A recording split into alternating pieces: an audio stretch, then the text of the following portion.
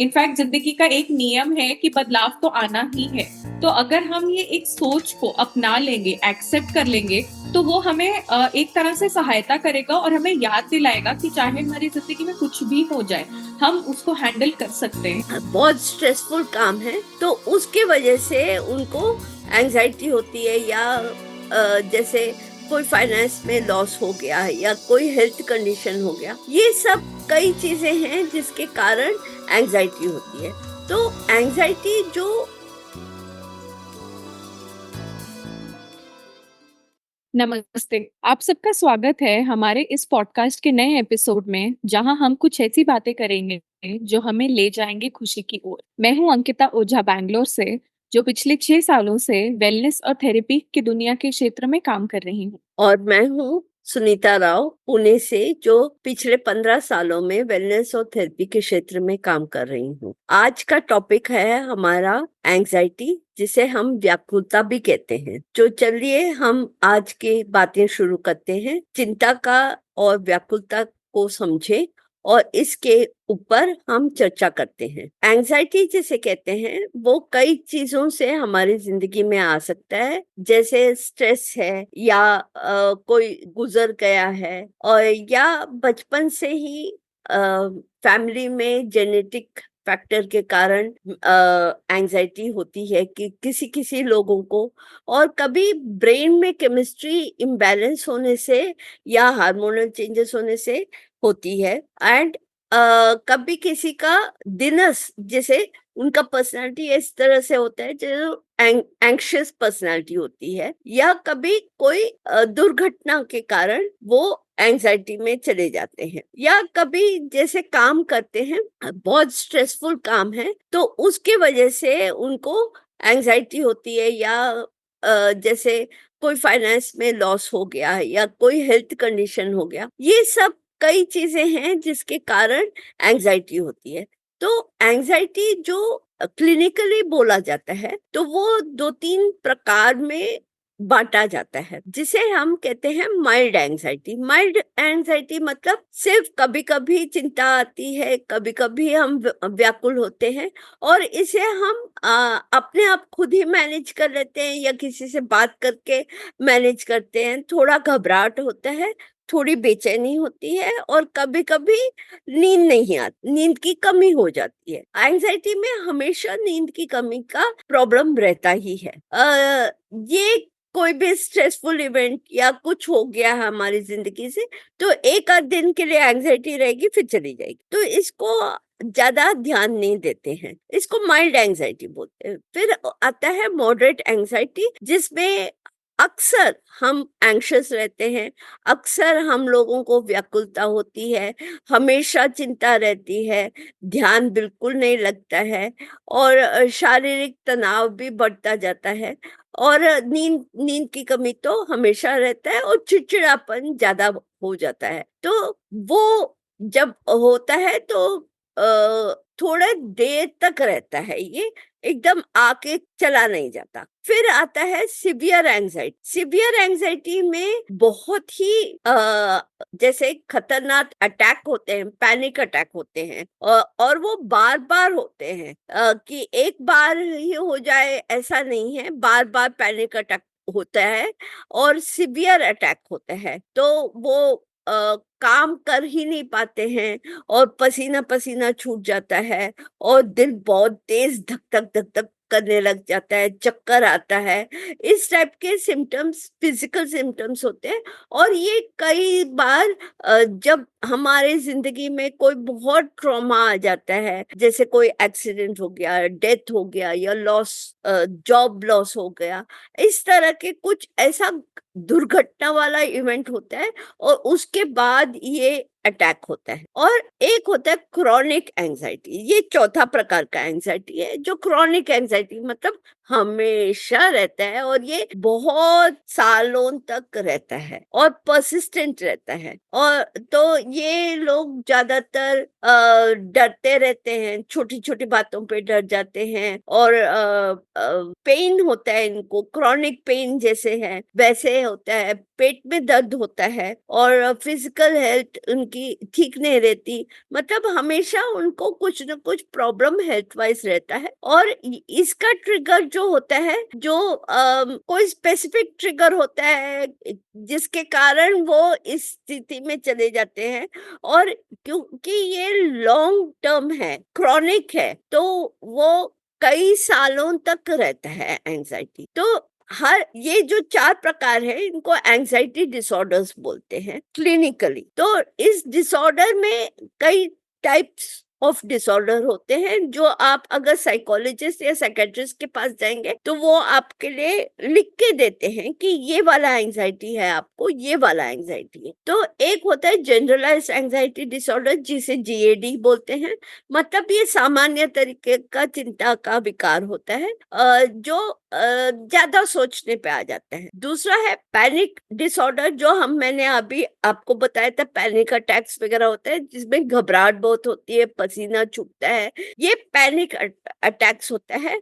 और ये फ्यूचर के बारे में सोच सोच के ज्यादा होता है। एक होता है सोशल एंजाइटी डिसऑर्डर, मतलब समाज में जाने का उनका मन ही नहीं करता, समाज में किसी से मिलने का मन नहीं करता। तो ये सामाजिक चिंता का विकार होता है।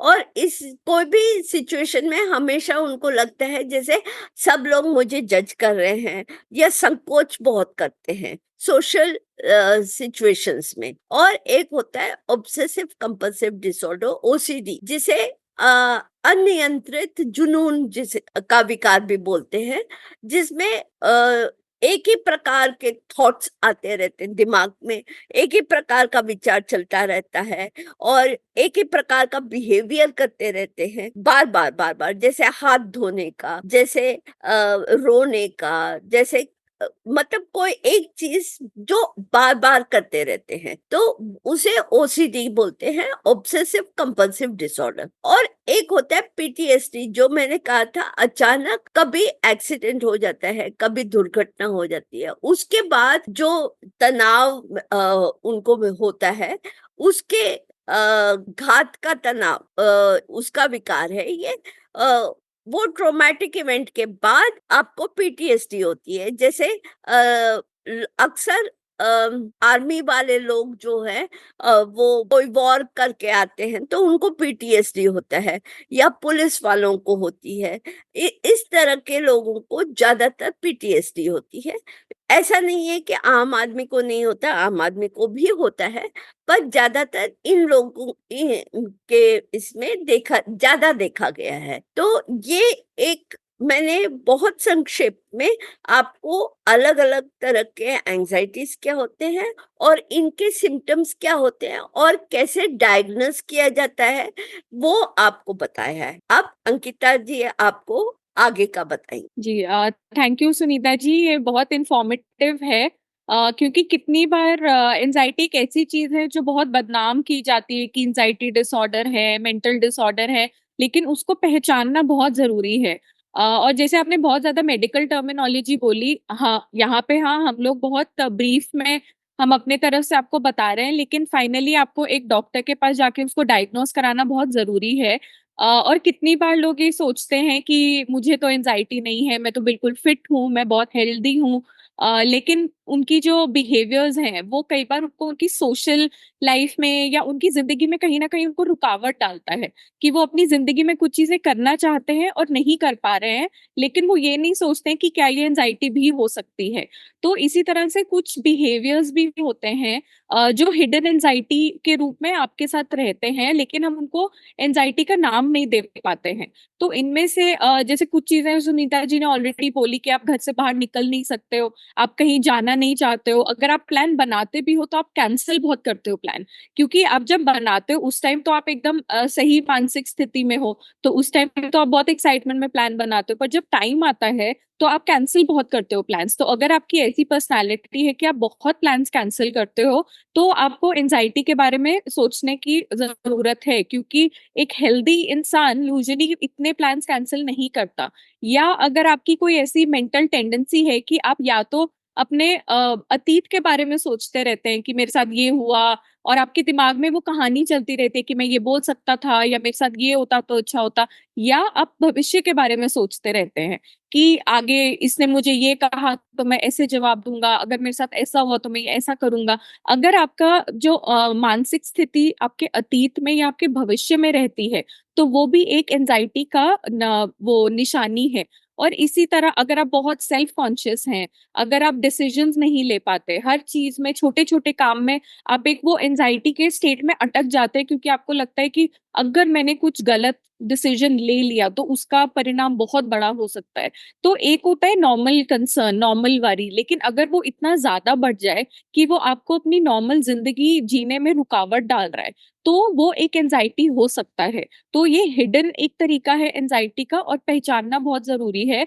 और कई बार जैसे कुछ लोग होते हैं जो इमोशनली थोड़े डिटैच्ड होते हैं, तो हो सकता है कि वो फ़ील नॉर्मल चीज़ें कर रहे हैं, वो दिन-रात अपना काम कर रहे हैं, घर सँभाल रहे हैं, तो उन लोगों की कई बार बॉडी में सिम्पटम्स दिखते हैं कि कुछ ट्रेमर्स हो सकते हैं, या फेस पे या हाथों पे हो सकता है कुछ पैल्पिटेशंस हो, या हो सकता है और किसी तरह से मतलब उनकी बॉडी जकड़ रही है या ट्रेमर कर रही है, तो वो भी एक सिम्पटम होता है एंग्ज़ायटी का। और कितने लोग होते हैं जो नॉर्मली अपनी ज़िंदगी में ऐसे अपने जॉ को अकड़ के क्लेंच करके रखते हैं, जो नोटिस करते हैं कि नॉर्मल काम करते हुए भी उनका जो जॉ है एकदम ऐसे टाइट रहता है, और उनको कॉन्शियसली बार-बार उसको रिलीज़ करना पड़ता है, तो ये भी एक एंग्ज़ायटी का साइन है। तो कहीं पे भी ज़िंदगी में अगर आपको रुकावट आ रही है, आप अपनी नॉर्मल लाइफ़ नहीं जी पा रहे हैं, चाहे वो सोशल लाइफ़ है, पर्सनल लाइफ़ है, प्रोफ़ेशनल लाइफ़ है, इन बिहेवियर्स, इन माइंडसेट्स के वजह से, तो उसको हम हिडन एंग्ज़ायटी बोलेंगे। और हिडन एंग्ज़ायटी कई बार अगर हम उसको ना एड्रेस करें, तो कई बार हो सकता है कोई और प्रॉब्लम हमारी बॉडी में, फिजिकल या मेंटल हेल्थ में है। और कई बार जैसे होता है, डॉक्टर बोलता है कि अरे आपको ये बीमारी है, आपको बहुत स्ट्रेस है क्या? तो आप बोलते हो नहीं मेरी जिंदगी में तो सब सही है, तो वो हो सकता है कि आपकी वो हिडन एंजाइटी हो। तो इसीलिए उसकी तरफ ध्यान देना बहुत जरूरी है। अंकिता, आपने सही बोला।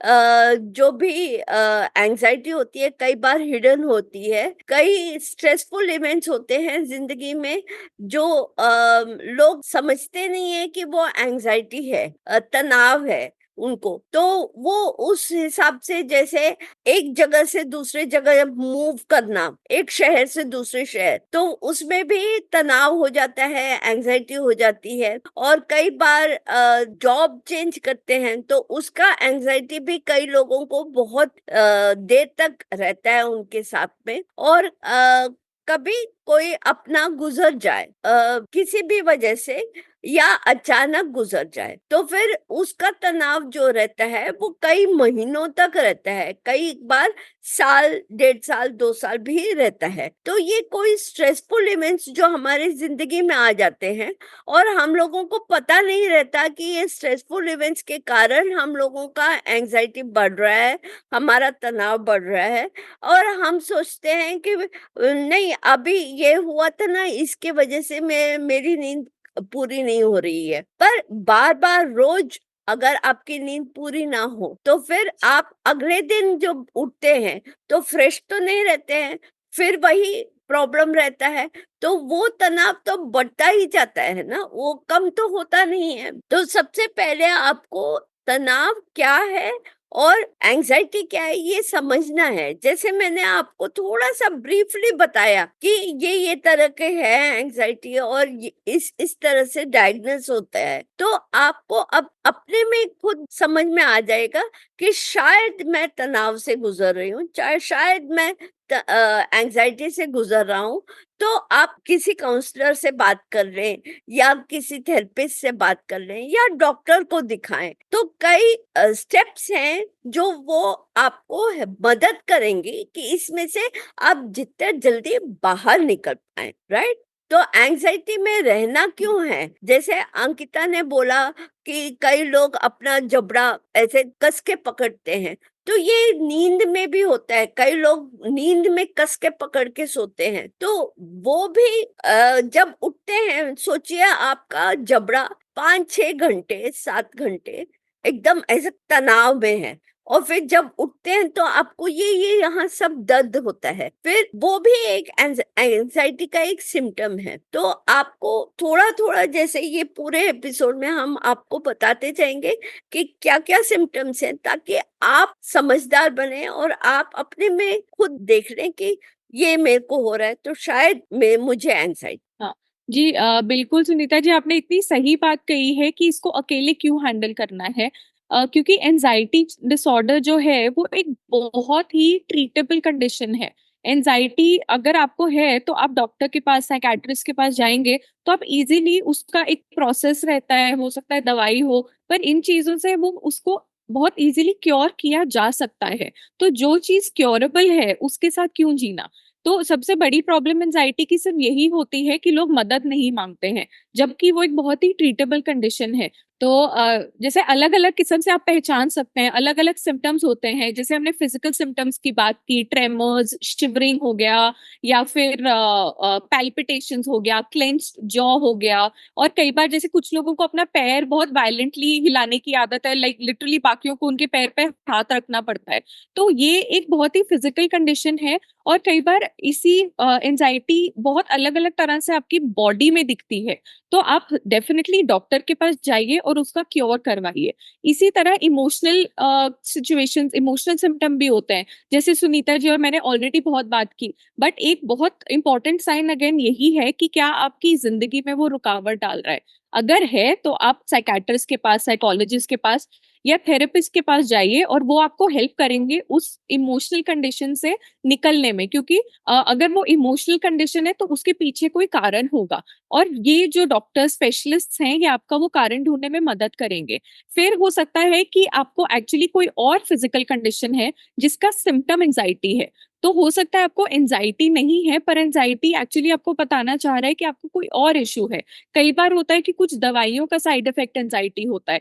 तो इन चीज़ों में भी आपको उसको इग्नोर नहीं करना चाहिए, आपको डॉक्टर के पास जाके पता लगाना चाहिए। तो इसीलिए बहुत ज़रूरी है कि आप रेगुलरली अपनी एज के हिसाब से, हेल्थ कंडीशंस के हिसाब से आप अपना फुल बॉडी चेकअप कराते रहें। और कई बार लोग डरते हैं इस चीज़ से, क्योंकि उन्हें लगता है डॉक्टर के पास जाएँगे तो पता नहीं क्या निकल आएगा, पता नहीं डॉक्टर मुझे क्या बोल देगा, कौन-सी दवाइयाँ शुरू कर देगा। बट एक्चुअली ये बहुत इम्पोर्टेंट चीज़ है, क्योंकि हम ये वो जो भी प्रॉब्लम हमें दिख रही है वो हमें कुछ बताने के लिए आई है।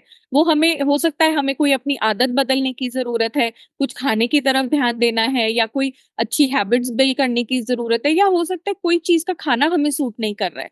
चाहे जो भी रीज़न हो, बट एंग्ज़ायटी इवेंचुअली हमें कुछ बताने के लिए आ रही है कि कुछ बदलाव लाने की ज़रूरत है ताकि ज़िंदगी बेहतरीन हो सके। इसीलिए डॉक्टर के पास जाने के लिए घबराइए मत। अगर एंग्ज़ायटी से घबरा रहे हैं, अभी आपको हो सकता है वो किसी चीज़ का साइड इफ़ेक्ट हो, अगर आप वो दवाई बदल देंगे तो आपका एंग्ज़ायटी ठीक हो जाएगा। तो सॉल्यूशन सिंपल भी हो सकता है, पर हम अपने दिमाग में उसको बहुत बड़ा बना देते हैं और फिर उस चीज़ को अवॉइड करते हैं, जो एक अच्छी हैबिट नहीं है। और फाइनली हो सकता है कि कुछ बायोलॉजिकल इश्यू भी हो। कितनी बार होता है, जैसे थायराइड है या डायबिटीज है, वो भी तो सेम कंडीशन है कि हमारी बॉडी कोई हार्मोन, कोई केमिकल प्रोड्यूस नहीं कर पा रही है।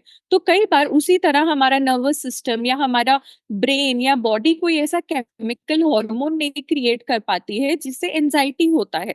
तो जैसे हम डायबिटीज को बुरा नहीं मानते, उसी तरह एंजाइटी को भी बुरा मत मानिए, और अगर कुछ बायोलॉजिकल इश्यू है तो वो डॉक्टर को बता देगा और उसका सोल्यूशन दे देगा। तो हमेशा सोल्यूशन पे फोकस करिए, वो आपको हेल्प करेगा आपकी एंजाइटी से राहत पाने के लिए, क्योंकि हम में से कोई भी नहीं चाहता है कि हमारी नॉर्मल जिंदगी में रुकावट आए, हम अपनी पर्सनल, प्रोफेशनल या सोशल लाइफ आसानी से ना जी पाए। ये कुछ तरीके हैं जो आपको बताते हैं कि एंजाइटी एक बहुत ही ट्रीटेबल कंडीशन है, तो उसके साथ जीने की बिल्कुल जरूरत नहीं है। आप डॉक्टर के पास जाइए, साइकियाट्रिस्ट के पास जाइए, और एक आसान अच्छी खुशदार जिंदगी जिए। तो आपको क्या लगता है सुनीता जी? हाँ, आपने अंकिता जो बायोलॉजिकल फैक्टर्स बोले हैं, जो इम्बैलेंस आपने बोला हार्मोनल इम्बैलेंस है, तो उसी तरह से कई बार ब्रेन केमिस्ट्री चेंजेस हो जाती हैं जो न्यूरोट्रांसमीटर्स को इफेक्ट करते हैं ब्रेन में। तो उसके कारण सेरोटोनिन या डोपामिन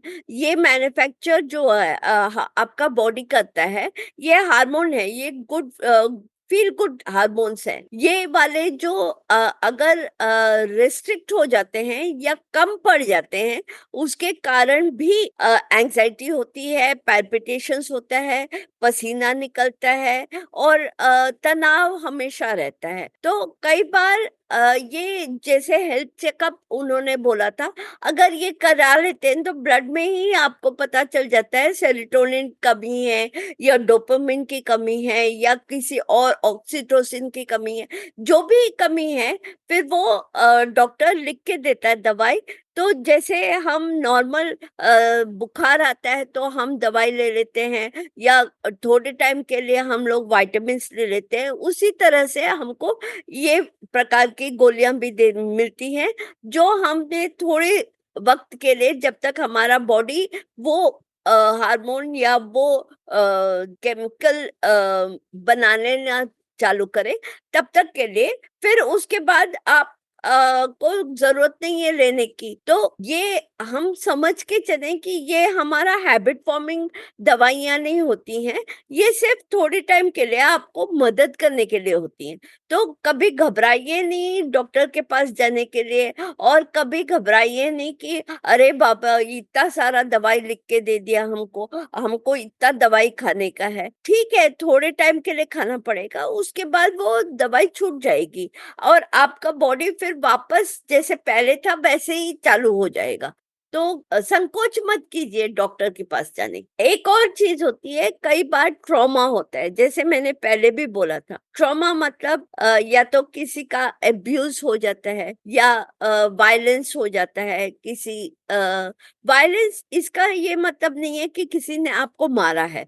वायलेंस किसी भी चीज का हो सकता है, कोई किसी बॉस ने एकदम से चीख दिया आपके ऊपर, वो भी वायलेंट ही है, वो हमें इमोशनल वायलेंस है। और कोई ट्रॉमेटिक इवेंट है, कई लोग होते हैं जैसे मैंने अपने थेरेपी में देखा है, जब मैं थेरेपी करती हूँ क्लाइंट्स की, तो कई ट्रॉमेटिक इवेंट जो ग्लोबल इवेंट्स होते हैं, खुद के भी नहीं है, पर बाढ़ आ गई है अपने यहाँ पे या कुछ हो गया है, वो भी ट्रॉमा कई लोगों को बहुत असर कर जाता है। कई लोगों को इस बात का असर कर जाता है कि अरे ये कंट्री वॉर पे चली गई, या जो 9/11 हुआ था न्यूयॉर्क में, या अपने यहाँ पे जो बम ब्लास्ट हुए थे मुंबई में, तो ये जो ट्रॉमेटिक इवेंट है, इसके कारण भी कई लोग एंजाइटी में चले जाते हैं। कोविड हुआ था, उस वक्त बहुत लोग एंजाइटी में चले गए थे कि शायद मुझे कोविड हो जाएगा, शायद मैं मर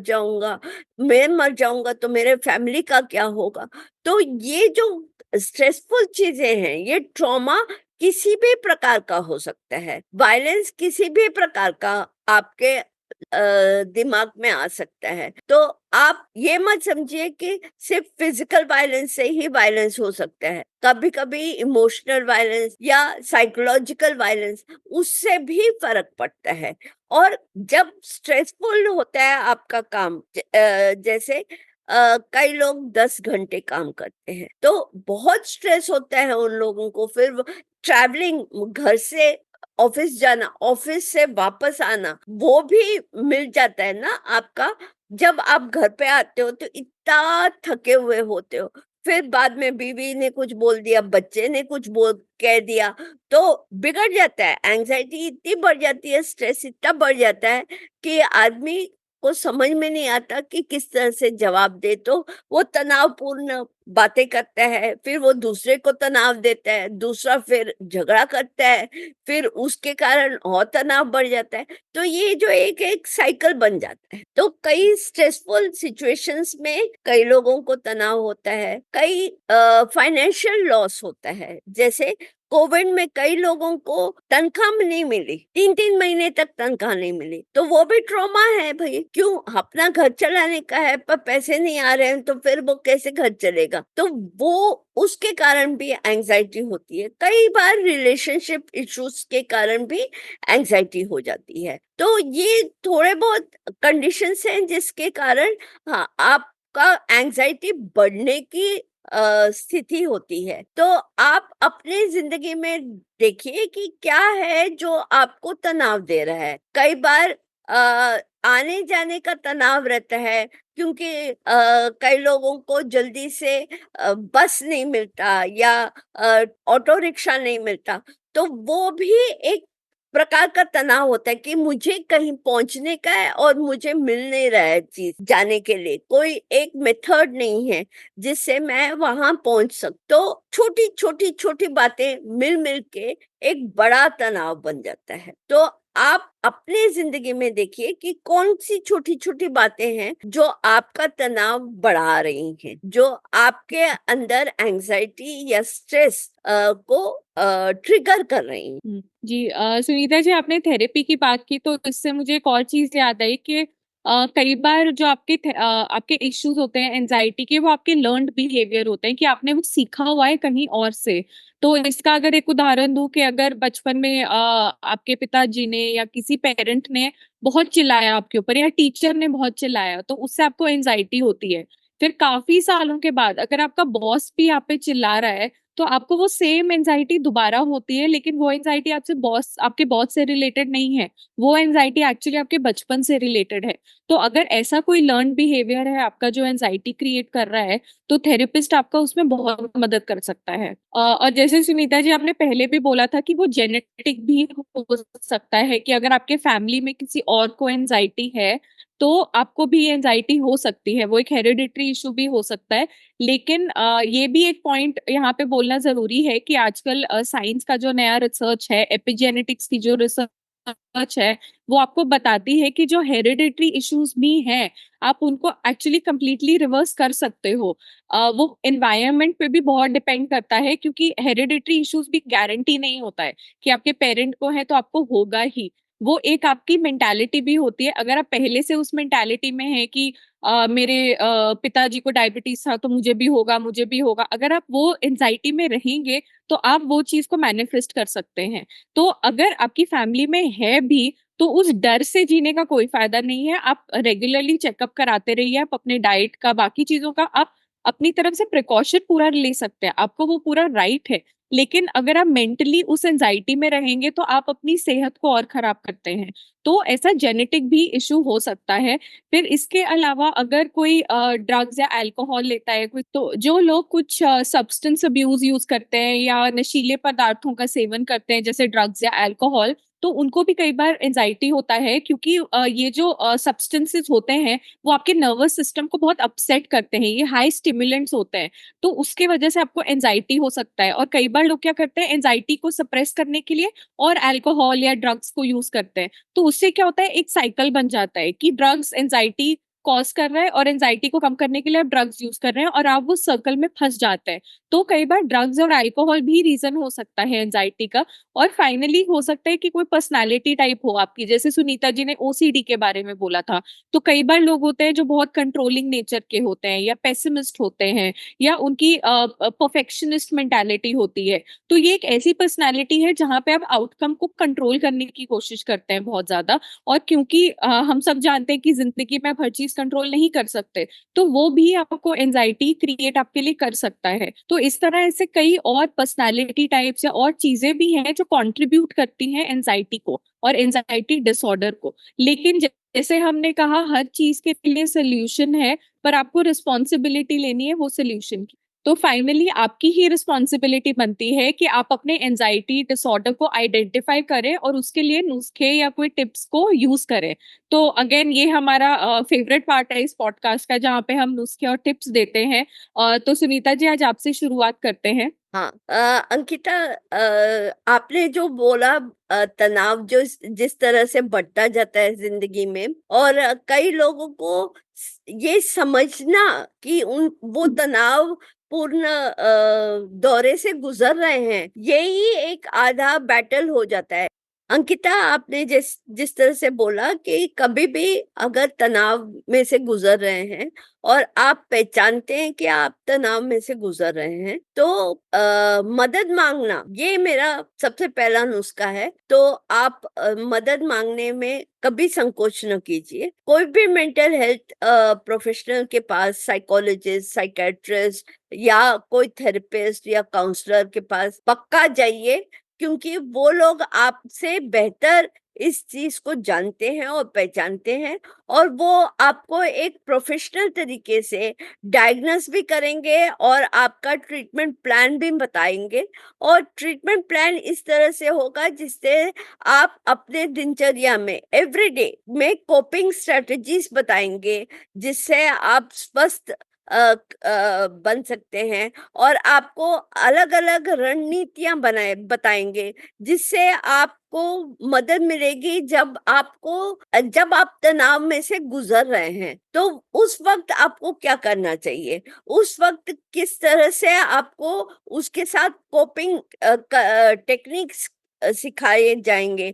और कई बार जैसे माइंडफुल मेडिटेशन है या रिलैक्सेशन एक्सरसाइजेस है, ये सब भी बताए जाएंगे और आपको सिखाए जाएंगे, ताकि आप अपने जब आप पैनिक कर रहे हो तब आप इसका इस्तेमाल करो। कई थेरेपीज हैं जिसमें हिप्नोथेरेपी भी मेजर एक आता है, जिसमें हम सबकॉन्शियस माइंड में या अवचेतन मन में जाके तनाव कहाँ से आ रहा है उसका रूट कॉज के ऊपर जाके हम लोग उसको वही जड़ से निकाल सकते हैं। तो हिप्नोथेरेपी उस प्रकार से बहुत ही अच्छी तरह से मदद करता है ट्रॉमा या एंजाइटी को अपने जिंदगी से निकालने के लिए। दूसरा जो टेक्निक है, ज्यादातर साइकोलॉजिस्ट और साइकेट्रिस्ट यूज करते हैं, जिसे कॉग्निटिव बिहेवियर थेरेपी बोलते हैं, सीबीटी।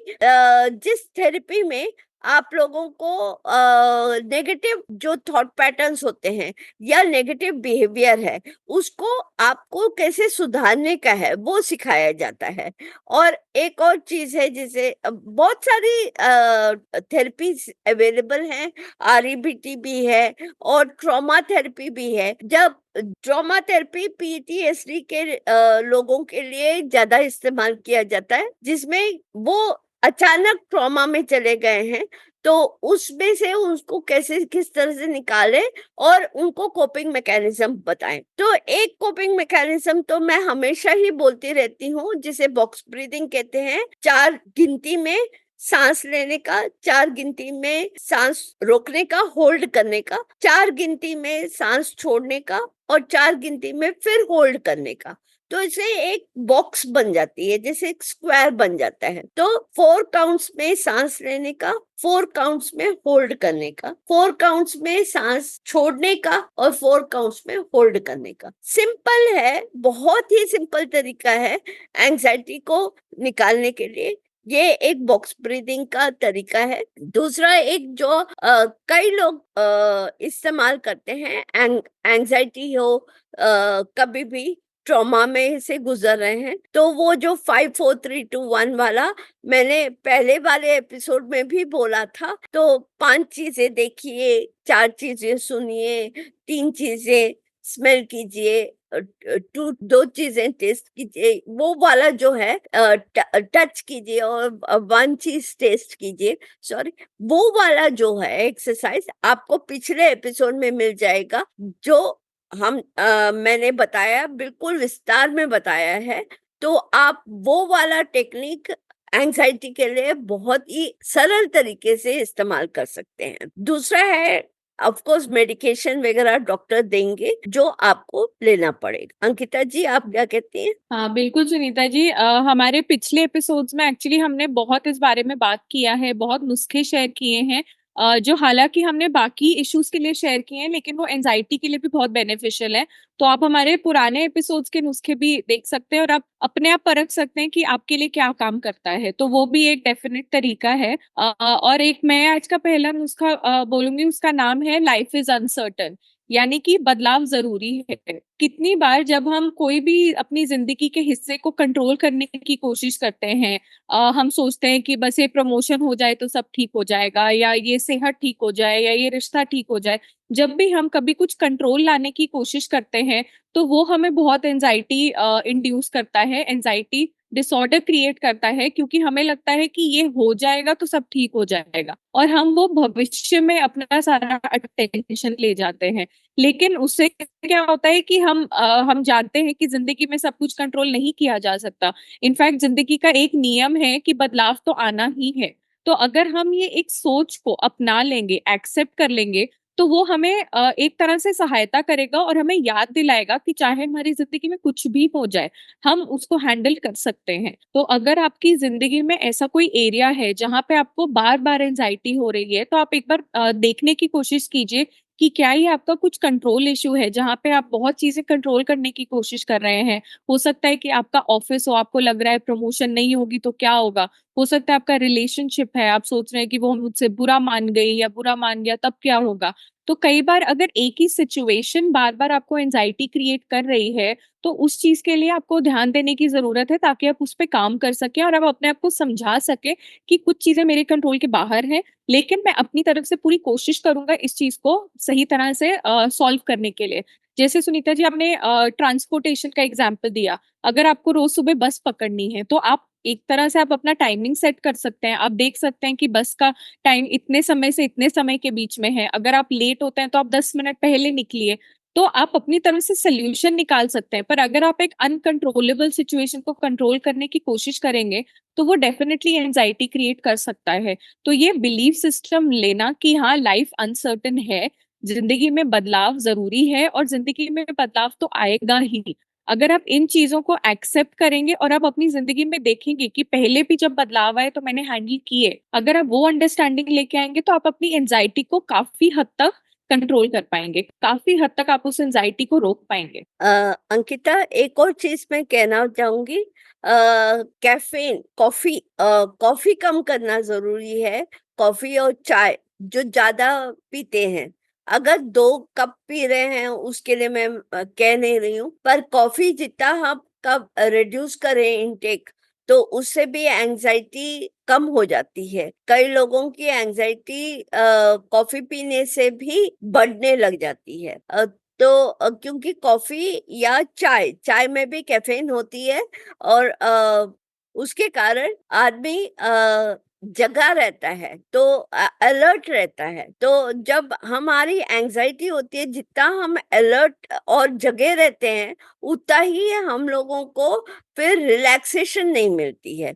इसीलिए कैफीन कम करना भी बहुत जरूरी है। तो सुनीता जी, ये बहुत ही वैलिड आपने पॉइंट बोला है, क्योंकि बहुत लोग हैं जो कॉफी के बिना अपना दिन की शुरुआत नहीं कर सकते हैं, और जो हर घंटे में कॉफी या चाय पी रहे हैं। और जो लोग एडिक्टेड हैं कॉफी और चाय से, वो ऑलरेडी जानते हैं, क्योंकि उन्हें पता है कि वो हर घंटे या हर 2 घंटे में उसका सेवन कर रहे हैं। तो वहां पे आप कॉफी और चाय को एक रिफ्रेशिंग ड्रिंक ना समझ के, आप उसको भी एक एडिक्टिव सब्सटेंस बना रहे हैं, जैसे हमने ड्रग्स और अल्कोहल की बात की है। क्योंकि कैफीन भी एक स्ट्रॉन्ग स्टिमुलेंट है, तो वो भी बहुत ज्यादा आपको एंजाइटी क्रिएट कर सकता है। जैसे आपने नोटिस किया होगा, जिस दिन आपकी बहुत ज्यादा कॉफी हो जाती है, उस दिन हाथ कांपने शुरू कर देते हैं, या आप बहुत तेज तेज बोलना शुरू कर देते हैं। तो ये भी एंजाइटी का ही साइन है। तो आप अपनी जिंदगी में कोई भी चीज ओवर द टॉप करेंगे तो वो हानिकारक ही होगा। तो ये डेफिनेटली कॉफी जो एक बहुत ही नॉर्मल चीज है, लेकिन उसका सेवन जब बहुत ज्यादा हो जाता है, तो वो डेफिनेटली नोटिस करने की जरूरत है। तो थैंक यू सुनीता जी, बहुत इंपॉर्टेंट पॉइंट है, जो एक बहुत रेगुलर होने के नाते कई बार मिस हो जाता है और हम नोटिस नहीं करते हैं। तो या बहुत thank you so much. Ankita, आपने कैफीन के बारे में बोला। कॉफी और चाय, चाय में भी कैफीन होती है, और सॉफ्ट ड्रिंक्स में भी कैफीन होती है, जो हम लोग अक्सर सेवन करते हैं, और बच्चे तो ज्यादा ही सेवन करते हैं। तो कोल्ड ड्रिंक्स जिसे कहते हैं हम, उसमें भी कैफीन होती है, तो उसकी मात्रा एक लेवल से ज्यादा दिन में नहीं पीनी चाहिए। तो कई लोग एडिक्टेड होते हैं उसको पीने के। उसमें जीरो वाले भी आते हैं, जो जीरो वाले कोल्ड ड्रिंक्स होते हैं, जीरो वो वाले कैलोरी। 0 कैलोरी या 0 लिखा रहता है नाम में, तो वो में भी होता है। इसीलिए आप प्लीज जरा एक जानकार बनिए और अपनी सेहत का ख्याल खुद कीजिए। मेरा दूसरा नुस्खा इसमें है कि आप अपने आसपास एक सपोर्ट नेटवर्क बनाना, जो आपका सपोर्ट आपको कर सके। तो कई बार होता है माँ बाप नहीं समझ पाते हैं कि हमारे बच्चे का एंग्जाइटी है, या हस्बैंड वाइफ नहीं समझ पाते हैं कि भाई मेरे हस्बैंड को या मेरे वाइफ को एंग्जाइटी हो रखी है। तो एक ग्रुप बनाना, एक सपोर्ट सिस्टम जो फ्रेंड्स या फैमिली का हो या कोई थेरेपिस्ट का हो, बहुत ही जरूरी हो जाता है। क्योंकि जिस तरह आप फील कर रहे हैं वैसे कोई दूसरा नहीं फील कर रहा, तो उसको समझ में नहीं आता, वो कभी एंग्शियस हुआ नहीं है, तो वो आपको सपोर्ट कैसे करेगा, क्योंकि उसको इस स्थिति के बारे में कुछ पता ही नहीं है। तो कई बार होता है कि मुझे ऐसा फील हो रहा है, मेरे धड़कन बढ़ रही है, मुझे पसीना आ रहा है, मुझे ऐसा हो रहा है, पर दूसरे किसी को भी नहीं हो रहा है। तो आप आइसोलेटेड फील करते हैं, आप सोचते हैं सिर्फ मेरे साथ ही हो रहा है ये चीज, और कोई और के साथ नहीं हो रहा है। तो आप मदद जरूर मांगिए, और जब भी आप मदद मांगेंगे आपको मिलेगा। और जैसे थेरेपिस्ट वगैरह के पास या डॉक्टर के पास जाएंगे तो वो आपको सही माने में बताएंगे कि चलिए एंजाइटी है, इसके ये सिम्टम्स हैं, और ये अगर आप फील कर रहे हो तो डोंट वरी, ये ठीक हो जाएगा। इसका जो हम उपाय बता रहे हैं या कोई मेडिकेशन दे रहे हैं, इससे आप ठीक हो जाओगे। तो ये समझना और मदद मांगना, टाइम रहते मदद मांगना, ये बहुत जरूरी चीज है। क्योंकि कई लोग इसको नजरअंदाज कर देते हैं, और दूसरे लोग कहते हैं अरे ऐसा कुछ नहीं है, ऐसे मत सोचो, ठीक हो जाएगा, तुम किसी डॉक्टर के पास जाने की कोई जरूरत नहीं है। ये गलत बात है, दूसरों को आप नुकसान पहुंचा रहे हो ये कह के, क्योंकि उसकी जिंदगी है, उसको तनाव फील हो रहा है, उसको मदद की जरूरत है। आप उसको सपोर्ट तो कर सकते हैं ना, कि वो जाके अपने इलाज कर सके। जैसे अगर हम को बुखार आता है तो हम डॉक्टर के पास जाते हैं, वो दवाई देते हैं और हम ठीक हो जाते हैं। सेम इसको भी उसी प्रकार का समझिए, ताकि मेंटल इशू है या मानसिक तनाव है तो भी उसका इलाज है, और वो उसका इलाज जरूरी है। ये जो घर वाले हैं, जो फ्रेंड्स है, उनको समझना बहुत जरूरी है। ये ना कहें कि नहीं नहीं ठीक हो जाएगा, तुम चुप रहो, तुम थोड़ी देर आराम कर लो, ठीक हो, ये गलत बात है। उसको सपोर्ट करना, सही जगह जाना, ये बहुत इम्पोर्टेंट चीज है सब लोगों के लिए।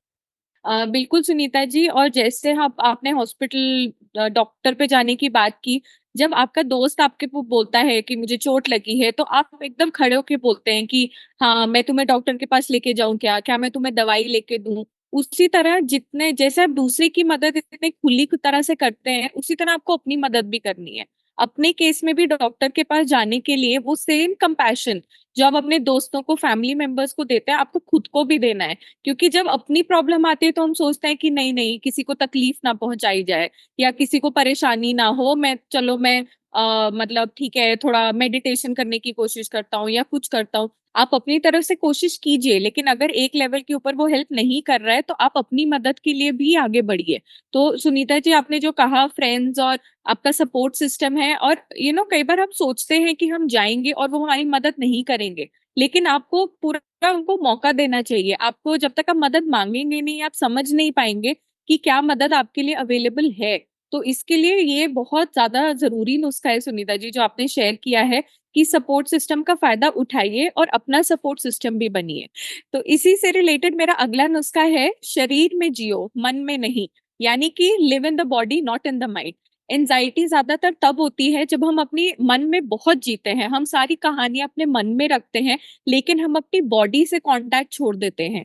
तब ये प्रॉब्लम ज्यादा क्रिएट होती है। लेकिन एक हेल्दी तरीका है जीने का, जबकि आप बॉडी और माइंड दोनों में जी रहे हैं एक बहुत बैलेंस तरह से। अगर एंजाइटी है मतलब आप मन में ज्यादा जी रहे हैं, तो बॉडी में जीना शुरू कीजिए। और उसके लिए बहुत आसान तरीके हैं। आप अपनी जिंदगी में एक्सरसाइज को इंक्लूड कीजिए, आप नेचर वॉक कीजिए, आप अपनी लाइफ में अवेयरनेस, माइंडफुलनेस पे काम कर सकते हैं। और माइंडफुलनेस के ऊपर हमने एक पूरा पॉडकास्ट बनाया है स्पेशली, क्योंकि हम समझते हैं उसकी कितनी ज्यादा जरूरत है।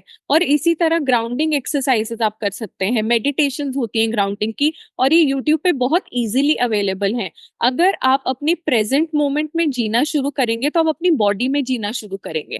अगर आप अवेयरनेस लेके आएंगे, एक्सरसाइजेस करेंगे, चाहे आप नंगे पांव अपने गार्डन में, अपने सोसाइटी के, अपने घर के पास के पार्क में अगर आप जमीन में नंगे पांव वॉक करेंगे, वो भी आपको ग्राउंडिंग में हेल्प करेगा और आपका एक नेचर से कनेक्शन बढ़ाएगा। और ये चीजें आपको बहुत ज्यादा मदद करती हैं कि आप अपने आज में जिए, अपने प्रेजेंट मोमेंट में जिए और अपने शरीर में जिए। तो living in the body helps you to get out of living in the mind. और वही जब आप बहुत ज्यादा अपने माइंड में रहते हैं, अपने मन में जीते हैं, तो एंजाइटी ज्यादा बढ़ती है। तो जब हम बात करते हैं अपने मन में ज्यादा ना रहने का, तो इसमें एक और तरीका है इसको देखने का कि आप अपने विचारों से अपनी दूरी बनाइए। कई बार ऐसा होता है कि हमारे मन में ऐसी कहानी बनती है और हम उस कहानी में एकदम खो जाते हैं। तो यहाँ पे अगर एग्जाम्पल है कि आप स्टॉक मार्केट में इन्वेस्ट करते हैं और आपने देखा सुबह उठ के कि स्टॉक मार्केट नीचे गिर गई, तो आपके दिमाग में है कि अरे स्टॉक मार्केट नीचे गिर गई मतलब इकोनॉमी नीचे गिर गई, मतलब इकोनॉमी स्लो गई है तो मेरी नौकरी को खतरा है। अगर मेरी नौकरी चली गई तो मेरी फैमिली में प्रॉब्लम होगी, मैं अपने घर वालों को कैसे संभालूंगा, घर वालों को नहीं संभालूंगा तो वो मुझे छोड़ के चले जाएंगे और मेरी जिंदगी खराब हो जाएगी। तो ऐसा कई बार हमारी कहानी मन की इतनी स्ट्रांग होती है कि हम उसको एकदम कैटास्ट्रोफिक थिंकिंग में ले जाते हैं, यानी कि हम उसको इतना बुरा बना देते हैं कि वो असलियत है भी नहीं। तो इसीलिए ये देखना जरूरी है कि आपका जो थॉट्स चल रहे हैं दिमाग में, उसमें से सच्चाई कितनी है और नजरिया कितना है। आपको फैक्ट क्या है वो देखना है और ओपिनियन क्या है वो देखना है। तो एक एक्सरसाइज होती है बोलने की कि फैक्ट वर्सेस ओपिनियन। जब आपके दिमाग में कोई कहानी चल रही है, रुकिए, अवेयर होइए और साथ के साथ देखिए कि इस कहानी में क्या फैक्ट है और क्या ओपिनियन है। जैसे स्टॉक मार्केट नीचे जा रही है वो फैक्ट है, पर उससे इकोनॉमी नीचे चली गई, क्या वो सच है? नहीं, वो हो सकता है आपका ओपिनियन है।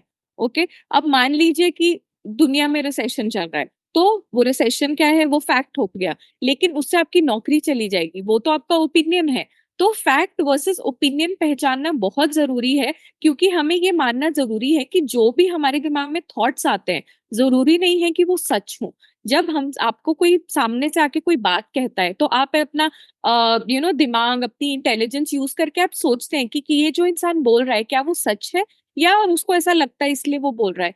तो ये सेम अंडरस्टैंडिंग आपको अपने थॉट्स के लिए भी लेके आनी है कि जो आपका दिमाग आपको बोल रहा है क्या वो सच है, क्या, या वो एक ओपिनियन है। तो truth versus opinion, fact versus opinion check करना बहुत जरूरी है। और ये बहुत जरूरी है समझना कि हर वो चीज जो आप सोच रहे हैं वो सच नहीं है।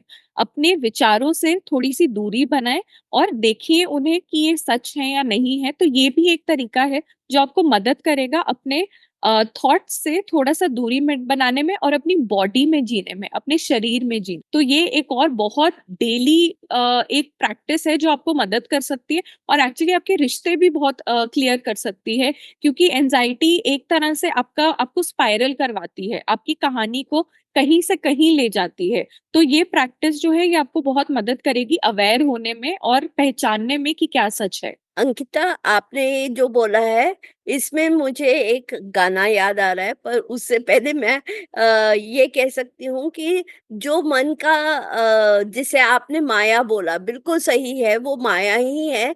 एक तरह की सोच है हमारी, और उसमें से हमको निकलने का है, तो हमको हमेशा याद रखना पड़ेगा कि ये भी टल जाएगा, ये दिस टू शल पास, ये भी खत्म हो जाएगा और वक्त बदलने वाला है।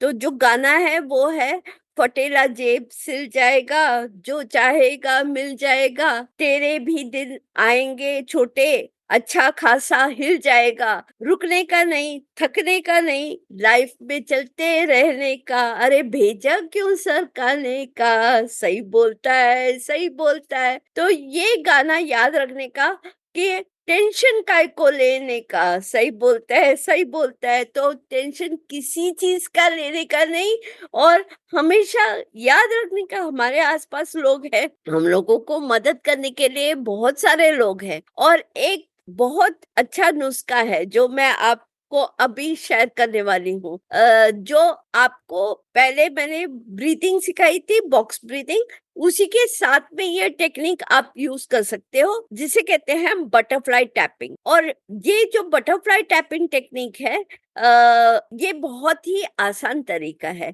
और इसमें ब्रेथ वर्क ही है, डीप ब्रीथिंग एक्सरसाइज है। कई डीप ब्रीथिंग एक्सरसाइजेस मैंने पहले वाले एपिसोड्स में बताए हैं, पर ये वाला जरा हटके है और एंजाइटी के लिए है। तो इसके लिए बटरफ्लाई बनाने का, अपने हाथों को, थम्स जो है, दोनों थम्स साथ में रखने का, तो ये बटरफ्लाई बन जाता है। ये वाला जैसे बटरफ्लाई के विंग्स है, ओके। इसको चेस्ट पे रखने का और ये टैप करने का, एक एक साइड पे टैप करने का, फिर दूसरे साइड पे टैप करने का। तो जैसे टैप कर रहे हैं, एक टैप पे सांस लेने का और एक टैप पे छोड़ने का। तो कोई भी आप लेफ्ट राइट जो आपको ठीक लगे वैसे करने का। तो सांस ले, सांस छोड़े, सांस ले, सांस छोड़े, सांस ले, सांस छोड़े। इस तरह से टैपिंग टेक्निक, इसे बटरफ्लाई टैपिंग टेक्निक बोलते हैं। नहीं तो आप साथ में करना चाहते हैं तो सांस लीजिए और सांस छोड़िए, सांस लीजिए और सांस छोड़िए।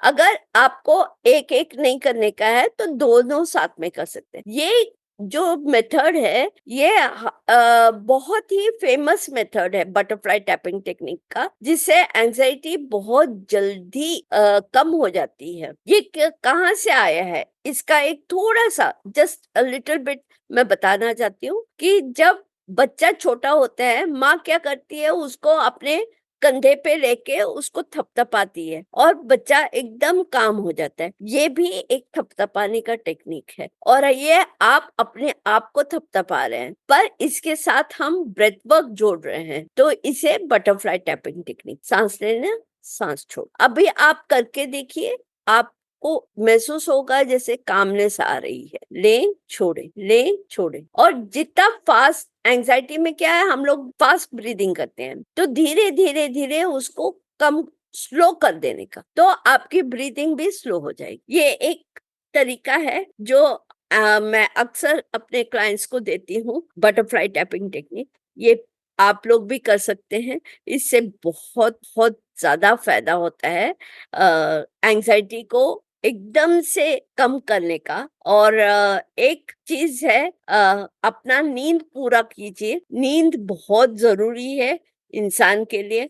अगर आपकी नींद इधर से उधर जा रही है तो प्लीज आप किसी की मदद कीजिए। ये एक सबसे पहला तरीका है जिससे हम जान सकते हैं कि हमारे जिंदगी में स्ट्रेस बढ़ रहा है। तो नींद जब कम होने लगे तो आप प्लीज किसी डॉक्टर के पास जरूर जाइए। बाकी तो हम लोगों ने जर्नलिंग, ये वो पीछे एपिसोड्स में बहुत सारे योगा, ये सब बहुत सारी चीजें हमने बता रखी हैं। आप प्लीज वो नुस्खे भी आप एंजाइटी के लिए कर सकते हैं। जी सुनीता जी, और मेरा आज का आखिरी नुस्खा है टू हैव रूटीन्स। एक अपनी दिनचर्या बनाना बहुत जरूरी है, क्योंकि जब एनजाइटी होती है उस टाइम पे हमें नहीं सोचता है कि हम क्या करें। लेकिन अगर हम अपनी एक डेली लाइफ में कुछ प्रैक्टिसेस ले आए, जैसे कि मेडिटेशन हो गया, ग्रैटिट्यूड हो गया, जर्नलिंग हो गया, और भी कई टाइप की जैसे वेगस नर्व एक्सरसाइजेस होती हैं जो आपको एंजाइटी कम करने में बहुत ज़्यादा मदद करती हैं, और आपको यूट्यूब पे ये बहुत आराम से मिल भी जाएँगी। तो ऐसी बहुत सारी टेक्निक्स हैं, अगर आप डेली लाइफ में अपने इंक्लूड करेंगे, तो वो एक्चुअली आपको ना ही एंजाइटी कम करने में मदद करेगा, बल्कि जब वो एंजाइटी आएगी, उस टाइम पे वो एंजाइटी को कैसे हैंडल करना है वो भी सिखाएगा। तो जब एक्चुअली प्रॉब्लम आती है, हम उस टाइम पे नई चीज़ें ट्राई नहीं कर सकते, लेकिन अगर हम डेली लाइफ में वो चीज़ें प्रैक्टिस करते रहें, वो हैबिट्स बिल्ड करते रहें, तो एक्चुअली अगर आपको दिन में 10 बार एंग्ज़ायटी होती है, तो वो ऑलरेडी आपको 5 या 6 बार ही होगी। लेकिन जब वो 5 या 6 बार होगी, तब भी उसको कैसे हैंडल करना है, कैसे मैनेज करना है, वो भी आप सीख पाएँगे। तो इसीलिए ये डेली प्रैक्टिसेज़ होना बहुत ज़रूरी है, क्योंकि जब तक हम एक कोई अपना लाइफ़स्टाइल चेंज नहीं लेके आएँगे, तब तक हमें लॉन्ग टर्म सोल्यूशन नहीं मिलेगा। इवन जैसे हम डायबिटीज की बात करते हैं, आपको अपना खाना जिंदगी के लिए चेंज करना पड़ता है, क्योंकि आप समझते हैं कि हाँ, बॉडी में कुछ एक इम्बैलेंस है जो मुझे करेक्ट करना है। उसी तरह का एनर्जी इम्बैलेंस भी होता है जो आपको एंजाइटी क्रिएट करता है। जैसे हमने ग्राउंडिंग की बात की, एक्सरसाइज की बात की, तो अगर आप एक हेल्दी लाइफस्टाइल रखेंगे तो वो आपको बहुत मदद करता है। और हमें ये नहीं सोचना है कि हाँ, आप जिंदगी भर के लिए मैं ये खाना नहीं खा सकता या मैं ये नहीं कर सकता। लेकिन जैसे हमारी बॉडी एक इम्बैलेंस में आई है, हम उसको पहले बैलेंस में लेके आएंगे, फिर हम अपनी जिंदगी एक नॉर्मल तरीके से जी सकते हैं, जहाँ पे आप कभी अपनी मर्जी से कुछ कीजिए, कभी कुछ कीजिए। पर उस स्टेट पे आने के लिए पहले इनिशियली थोड़ा-सा एफर्ट डालने की ज़रूरत है, और वो एफर्ट होता है डेली एक्सरसाइज़ेज़ या डेली हैबिट्स, जिसके बारे में सुनीता जी और मैंने बात की। छोटी-मोटी हैबिट्स तो अभी भी हैं, लेकिन अगेन आप बाकी एपिसोड्स के भी नुस्खे देखिए। जर्नलिंग बहुत ज़्यादा मदद करता है, एक्सरसाइजिंग बहुत ज़्यादा मदद करता है, वेगस नर्व एक्सरसाइज़ेज़ जो हैं वो बहुत ही स्पेसिफिक हैं एंग्ज़ायटी को हटाने के लिए। तो आप यूट्यूब पे या अपने डॉक्टर से पूछ सकते हैं, वो भी आपको वो एक्सरसाइज़ेज़ सिखाएँगे जो आपको इमीडिएटली, मतलब अगर आपको कोई पैनिक अटैक आ रहा है, तो वो एक्सरसाइज़ेज़ इमीडिएटली आपको मदद करेंगे, वहीं के वहीं उसको हैंडल करने में। तो ये कुछ तरीके हैं जिससे जो अगर आप डेली लाइफ़ में लेके आएँगे, तो वो आपकी ना ही एंग्ज़ायटी में बल्कि और भी चीज़ों में मदद करेंगे। जैसे सुनीता जी आपने योगा भी बोला, योगा भी इवेंचुअली हम 1 घंटा योगा करते हैं, बट योगा भी एक लाइफ़स्टाइल चेंज है। तो इसी तरह से आप देखिए, आप अलग-अलग तरीके देखिए, हमारे वीडियोज़ में देखिए और तरह से देखिए, और फिर आप देखिए कि आप किस चीज़ को इंक्लूड कर सकते हैं अपनी ज़िंदगी में, जो आपकी अभी जो एंग्ज़ायटी लाइफ़स्टाइल है, जो आपको अपनी ज़िंदगी एक नॉर्मल तरीके से जीने में रोक रहा है, चाहे वो सोशल एंग्ज़ायटी है, चाहे वो प्रोफ़ेशनल कैपेसिटी में है, इन चीज़ों को हटाने में मदद करेगा, ताकि आप एक 100% प्रेज़ेंस के साथ, एक आसानी के साथ अपनी लाइफ़ को जी सकते हैं, एन्जॉय भी कर सकते हैं, और अगर कुछ चैलेंजेस आ रहे हैं, आप उनको भी हैंडल कर सकते हैं। तो ये डेली रूटीन्स आपकी ज़िंदगी के हर एरिया में आपको मदद करती हैं। तो इसके बारे में आप क्या कहती हैं सुनीता जी? बिल्कुल, दिनचर्या अपना बना के रखना चाहिए और दिनचर्या में जितना आप कोशिश करें ब्रेथ वर्क करने के लिए, योगा में आपका प्राणायाम आ जाता है। प्राणायाम बहुत अच्छा ब्रेथ वर्क करता है। वेगस नर्व एक्सरसाइजेस 100% करना चाहिए। जो कान के आसपास के नर्व्स होते हैं और भी बॉडी में होते हैं, पर कान के आसपास के नर्व्स का स्टिमुलेशन करते हैं, तो उससे नींद भी अच्छी आती है, जो मैं अभी पहले पीछे बोल रही थी। तो ये जो चीज़ें हैं, बहुत आसान चीज़ें हैं। छोटा-छोटा अगर हम बदलाव लाएँ, तो हमारी ज़िंदगी बेहतर बन सकती है। ज़िंदगी आपकी है, आपको बेहतर बनाने की है। हम तो काफ़ी नुस्खे बताते हैं, काफ़ी टिप्स बताते हैं, आपको पहचान कराने में आपकी मदद करते हैं, पर करना तो आखिर आपको ही है। हमारे साथ इस एपिसोड में बने रहने के लिए आप सभी का शुक्रिया। आशा है कि आपको इस पॉडकास्ट में कुछ सहानुभूति, समझ और नए रास्ते मिले होंगे। आप अपनी जिंदगी में इसे एंजाइटी को कैसे हैंडल करते हैं, और अगर आपकी जिंदगी में और लोग हैं जिन्हें एंजाइटी है और उनकी आप कैसे सहायता करते हैं, उसके बारे में आप हमें जरूर कमेंट सेक्शन में बताइए, ताकि हमारी पूरी खुशी की ओर की कम्युनिटी उसका फायदा उठा सके। और अगर आपके कुछ सवाल हैं, तो आप हमसे डेफिनेटली कमेंट सेक्शन में पूछ सकते हैं। इस एपिसोड को जरूर लाइक करें, हमारे चैनल को सब्सक्राइब करें और बेल आइकन को जरूर दबाएं, ताकि नए एपिसोड आपको सबसे पहले मिल सके। हमारे इस प्रयास में कुछ लोगों का हाथ है, जिनका हम शुक्रगुजार हैं। Zoom recordings, Wondershare Filmora, Canva और फोनिक। हमारे इस एपिसोड की धुन है anxious tension anxiety by audio stock. आपको ये एपिसोड YouTube और Spotify, जियो सावन और Amazon म्यूजिक के माध्यम से पहुंच रहा है। हमसे आप इंस्टाग्राम पे @खुशी की ओर यानी @KHUSHIKIOAR और फेसबुक पे भी जुड़ सकते हैं। ये पॉडकास्ट अंतकरना प्रोडक्शन की पेशकश है। हमसे जुड़े रहें और बढ़ते रहें खुशी की ओर। नमस्कार।